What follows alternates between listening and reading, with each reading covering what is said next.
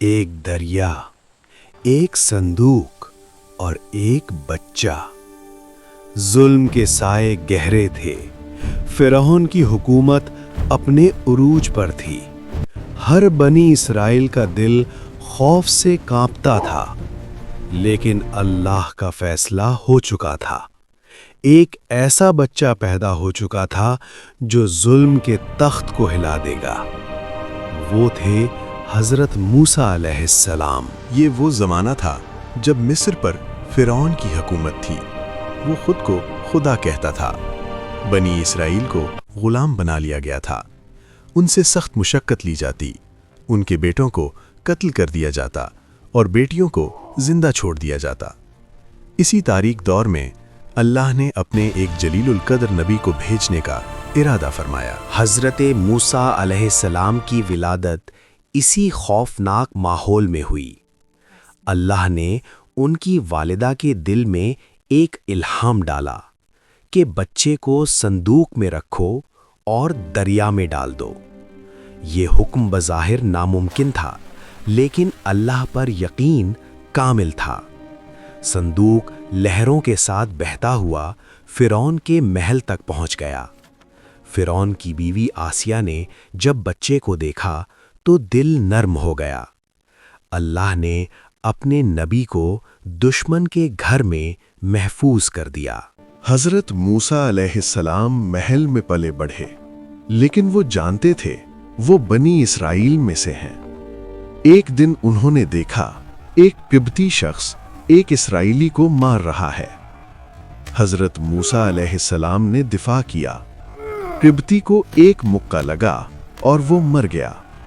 یہ حادثہ تھا، لیکن فرعون کے دربار میں خبر پہنچ گئی۔ حضرت موسیٰ علیہ السلام کو مصر چھوڑنا پڑا۔ وہ مدین کی طرف نکل گئے۔ وہاں انہوں نے ایک نیک شخص کی بیٹیوں کی مدد کی، کئی سال وہاں قیام کیا اور پھر واپس مصر کا سفر اختیار کیا۔ واپسی کے سفر میں کوہ طور کے قریب آگ نظر آئی۔ جب قریب گئے تو ایک عظیم آواز آئی۔ اللہ تعالیٰ نے فرمایا، میں تمہارا رب ہوں۔ حضرت موسیٰ علیہ السلام کو نبوت عطا ہوئی، معجزات دیے گئے، عصا جو سانپ بن جاتا اور ید بیضا جو روشن ہو جاتا۔ انہیں حکم دیا گیا، فرعون کے پاس جاؤ اور اسے حق کی دعوت دو۔ فرعون کے دربار میں پہنچے، دعوت توحید پیش کی۔ فرعون نے انکار کیا۔ جادوگروں کو بلایا گیا۔ اللہ کے حکم سے موسیٰ علیہ السلام کا عصا عظیم اژدہا بن گیا۔